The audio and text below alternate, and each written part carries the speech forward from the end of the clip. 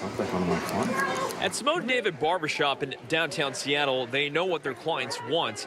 But this past year and a half, they've been asked about more than just haircuts. I've never heard anybody call me and ask if it was safe to come into downtown Seattle to get a haircut. The Barbershop is one of the dozens of downtown Seattle businesses that have signed this 6-page letter sent from the Downtown Seattle Association to the city and the county, urging them to help make the area safer. We need to be working together, the business community and the public sector, to bring more people inside, to connect people with mental health and substance use treatment. Simone Loban, who is the owner, says they've seen this crisis just outside of their building. There's a lot of homeless people, drug dealers, people doing drugs on the streets. Some places like the Melbourne Tower and others have taken matters into their own hands, but it's been costly. All of the stores around, all of the retailers, and all of the properties have had to add security, off-duty police, armed security, and have increased their door locks. In response to the letter, Seattle City Council member Andrew Lewis released a statement saying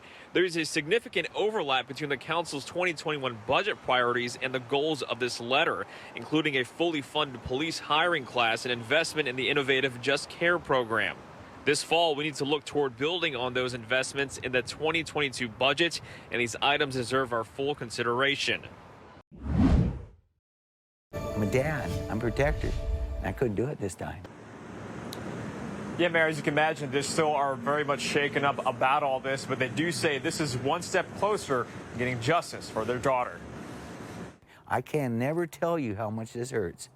It's to the core, to the core. Craig Martinez fights back tears while remembering his 20-year-old daughter, Zoey Martinez. She's just not coming back, and that's really hurt. Authorities say she went missing on August 31st, something her parents couldn't believe.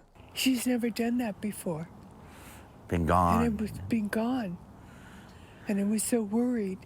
According to the King County Prosecuting Attorney's Office, Zoey met with Jacaree Hardy in a Maple Valley parking lot to get money back she believed he stole from her. A few hours later, her body was found in an alley in Phinney Ridge after she was shot to death. My daughter was crying, and my wife was in the living room. She told me to go to the living room, and I went there, and she said, she's gone. You know, I didn't know exactly what that meant. Hardy is now behind bars, and the Martinez family is still left with this question. Our lives are shattered for a long time. You know, we wanted to have grandkids. We wanted to have the life everybody does. Why does it happen to us? Mary, we're told he is still too traumatized to speak. His lawsuit is one of 11 just recently filed. This is the first round of lawsuits stemming from that derailment.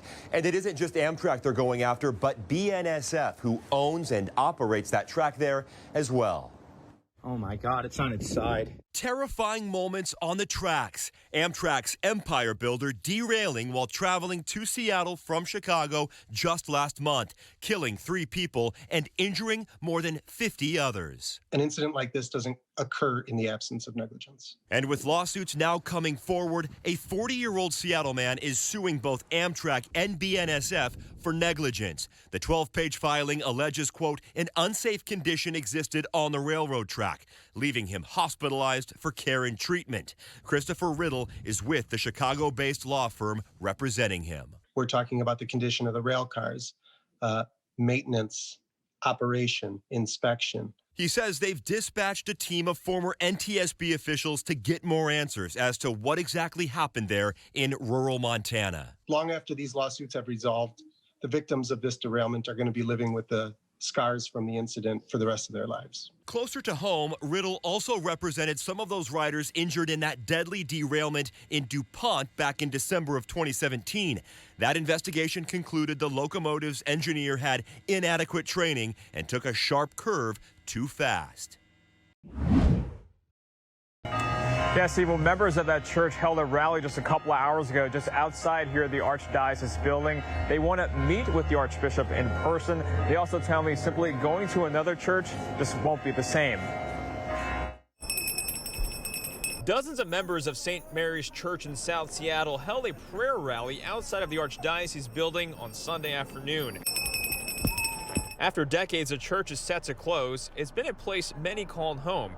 especially the members of the Hispanic community. It was a big part of why I am bilingual fluently. I grew up mostly in an English-speaking home. And my mom wanted me to grow up learning the language. Next year, it'll merge with St. Teresa in Madrona. The Archdiocese of Seattle tells KOMO News many factors went into this decision, such as the attendance, priest availability, and the number of parishes already in South Seattle. St. Teresa doesn't have a Spanish-speaking priest, something some members are concerned about. It's going to have a big impact, and there's many people who have been served here who have brought their children to do like my mom did, to have my faith continue and also my language. The Archdiocese of Seattle says there are 40 other parishes that offer Hispanic ministry, but members of St. Mary's say their church has so much more. Every office, every meeting is always been presented in both the languages so that everybody can participate fully. Hi, everybody. Thanks for checking out our YouTube page. I'm meteorologist Shannon O'Donnell from the KOMO Weather Team. You can see more of our videos right here by clicking on the video links for additional news from the Seattle area and Western Washington. Oh, and don't forget to click the subscribe button below so you don't ever miss our YouTube updates.